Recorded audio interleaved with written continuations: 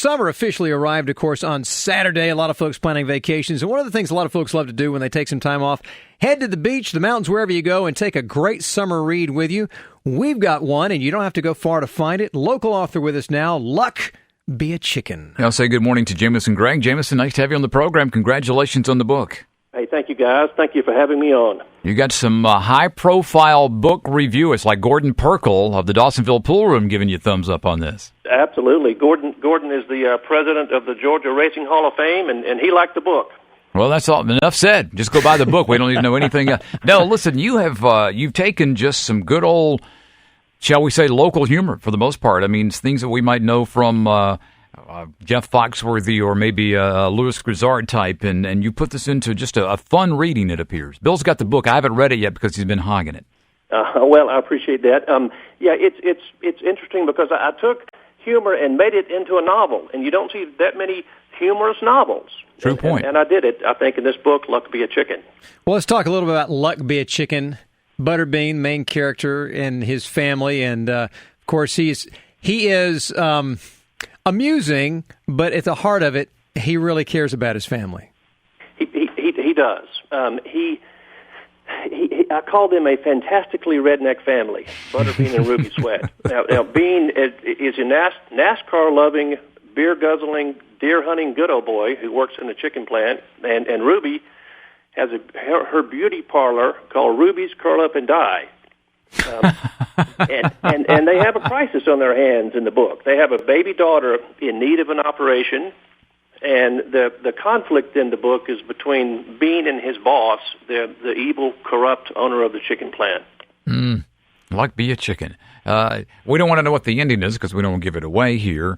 But were the characters influenced by people you know or knew, or just idiosyncrasies of a lot of people that you've known, and you kind of put together these two people?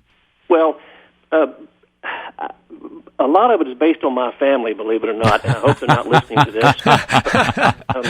But my father grew up in the poorest county in the poorest state, which is Mississippi, and I grew up around my cousins and uncles and aunts, and I was entertained by them, and I listened to the music and the rhythm of their language and their speech and their thought processes, and so I based these people on people I know, absolutely.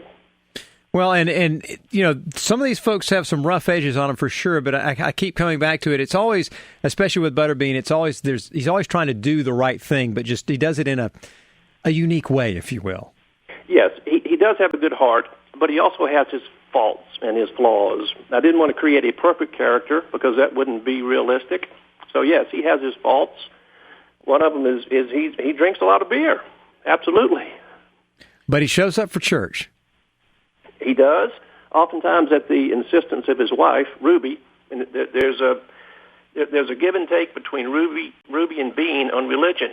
I mean, Bean is on the fence as far as what he believes, but Ruby is a true believer, and she is constantly trying to bring him along. Well, you know, we've seen that in really real-life stories. We all know people like that, but we also have seen that, for example, Spencer's Mountain that translated into the Waltons. That's kind of reminiscent of something there. And I was thinking when you talked about he drinks a lot of beer but good-hearted, I'm thinking Otis Campbell out of Mayberry. You know, there are these people, these characters that life would be so boring without these kind of. All of us are characters to a point, but without those true characters, wouldn't we? Absolutely, yes. Yes. And you take a little poetic license in the book. And I appreciate this with some of the verse in the poetry. For example, one that you might recognize the flow of this one. If you don't mind, I just want to share this just briefly. It's just a short little thing.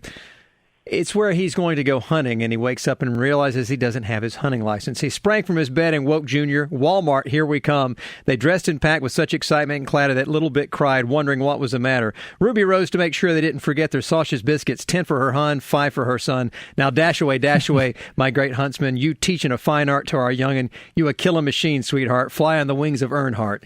Ruby heard him exclaim ere he drove out of sight, "Y'all take care, all right?" Very nice, very nice. That is my redneck poetry. Thank you very much for reading it. Awesomely good job, which I think actually Austin Bill from Dawsonville is a favorite in this book as well, maybe by Butterbean and family. Hey, where do we pick up the book? Well, it's available on my website, which is jamesongregg.com, but it's also available in Gainesville at the Next Chapter bookstore on the square.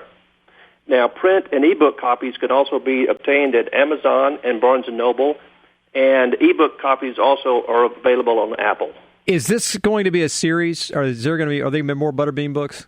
I hope so. If this book does well and justifies it, I would love to write another book because I had such a good time writing this book. Well, I think these characters make a great continuing series. I really do.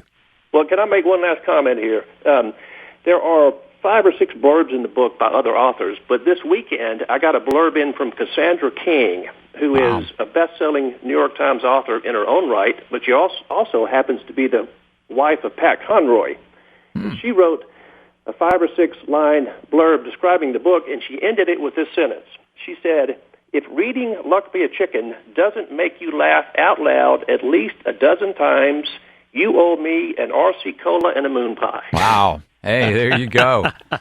Well, either's good, but laughing out loud, that's just something that lasts you longer than the RC and the moon pie. It does your soul better. I agree with you there. Jameson Gregg, nice to have you on the program today. Continued success. Keep us updated on the success of this and other entries that you have, okay? Thank you, guys.